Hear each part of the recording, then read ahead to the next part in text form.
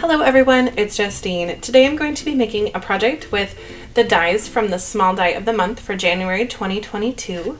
And I will also be pulling in this embossing folder from January 2022, and it's the 3D embossing folder. So I use that to make this embossed piece of paper, and this is really going to be my focal area background. So I'm going to stick that right on to my card front here. I've already went ahead and layered on 3 different cardstocks, and now I'm adding a 4th just because I am really looking for that layered look here on my card.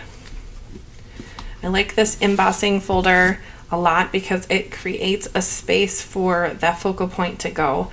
And I've used it on so many of my cards here already, and I'm just loving it. Anyway, I have my small die of the month dies all cut out. I will show you on the screen here all the dies that you get laid out nicely.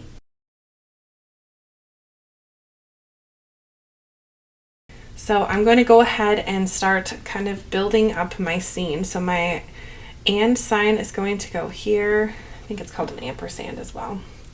So I'm going to also put "You are my forever" on the bottom.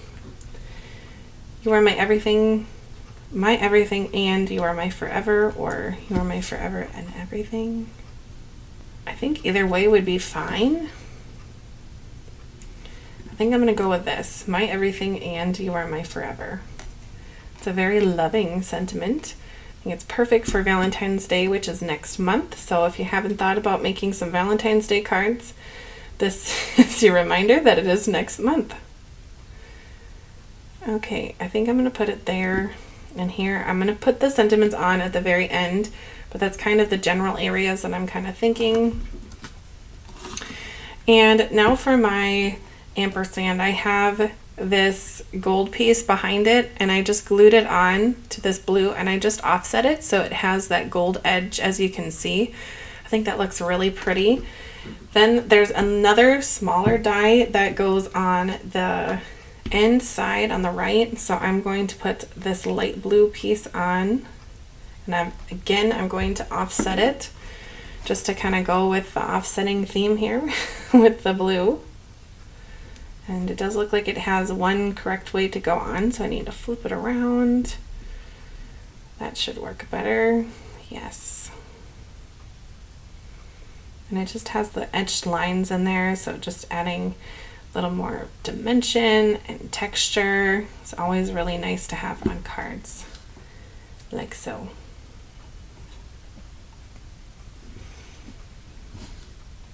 Now I'm looking at that, and it almost feels like that blue just gets lost in the background. I'm going to grab a Copic marker here and just change the tone of the blue just to hopefully help it not get lost in my background. That should help. Okay, I'm going to use this one, B34 from Copic. This is a great way to get different colors of cardstock on projects. If you don't have a whole bunch of different colored cardstocks, just die cut out your object in white, then add some ink right on top. You can use alcohol inks like this one, the Copic markers. You could use water-based markers just to get some color on there. You could probably even shade it with some colored pencils and it would look great. So there, now that does not get lost in my background, and it still coordinates with my background without being too clashing. So I'm just going to add it onto my card base here. I'm going to use Barely Art liquid glue for all of my gluing as usual. That glue is linked in the description for you if you're curious. I'm just going to put this right in the center of my embossed area and just kind of hold it gently just because I don't want it to slide around. Don't mind the ink on my fingers. I had a mishap with an ink pad. Oh, perfect. Perhaps I should have dealt with that ink before. Now I know they have, it's kind of like a little sander to help, or an eraser to kind of help get rid of that. Let's see if this works. Okay, it's kind of working. I might have to invest in one of those little sanders that sands off ink, but I thought I got all the ink off my hands. Apparently not. Moving along, I'm going to now build up my little floral arrangement. I like to start with the bigger pieces and then kind of fill in the greens around it. It just kind of works for my style. Okay, well, since that's pink, I'm going to have pink not go with pink. So it's spreading the color around. Can't be too fussy with these things because some things just move around anyway. So I love my reverse tweezers for things like this because I just don't think I could get it things where I need to go just using my fingers. Plus it kind of moves my hand out of the way so I can see the project a little better. But as you can see, it's not foolproof. Now that I have kind of played around a little bit with the placement of things, I am trying to remember that I need to put this sentiment on the bottom. So I'm trying to leave some room, and I think that the My Everything at the top looked a little lonely. So I think I'm going to put that little yellow flower up there just to kind of help it out a little. But really, I'm just putting things around, and I'm not being too particular and fussy with placement of everything. So it's kind of a trick that I like to use is now that things are in place, nothing is glued down except this ampersand. I prefer this purple craft tape over the Best Ever craft tape that's yellow because it's not as sticky as the yellow Best Ever craft tape. I'm going to take a section about this much, and now I'm going to pounce this on my shirt and that's even to reduce even more of the stick. So I will do that pretty quickly, just kind of rip it off a few times, and that will just take some of the stick off. It's going to pick up some fibers from my shirt, whatever, it doesn't matter, and just kind of get that stick off, but keep the stick a little still. So there's really no way of describing that any other way besides I'm removing the stick a little. So I'm now going to place this sticky piece of tape, or less sticky, right over my area here. And I'm going to be kind of gentle, so I already have things moving. Of course, when I do it on camera, it's going to be difficult with me here, but I do this a lot when I am die cutting little pieces, especially flowered areas, because these little pieces like to wiggle and get all over. So this little leaf here didn't make the cut, so he's just gonna stay there for now, and I'm gonna move him around in just a minute. But I think I need to get my glue. Must have been sitting there too long, so I'm just gonna take my needle and get the clog out. You know, I do like Barely Art glue. Glue is meant to dry, therefore it does sometimes clog up in the nozzle, but I think it clogs up way less than other glues that I have tried. So like I said, glue is meant to dry, so it's gonna dry and clog sometimes, but it just is what it is. It's glue. I think if it didn't clog, I would wonder how well it is actually gluing paper. So here we go.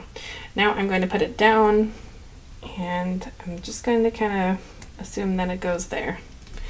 Now, my personality is like, well, let's just try it kind of gal. I'm not extremely particular, so if you're like me, you understand. If you're not like me, you might be thinking, well, okay, she didn't even try that or look really to see the placement, but you know, I'm having fun. I'm crafting. If it's perfect, great. If it's not, great as well, because this is fun. I'm making art. It's beautiful. It's unique. Need I say more?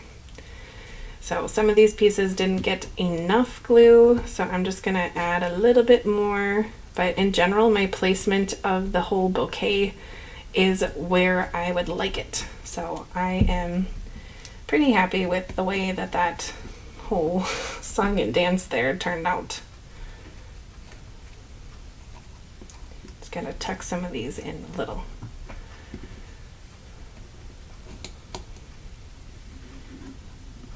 And if you put light glue on like I just did, you can move things around if it's not where you want it to go. I think I'm going to move this pink flower over just because I don't want this stem just to be kind of out. So that works for me there.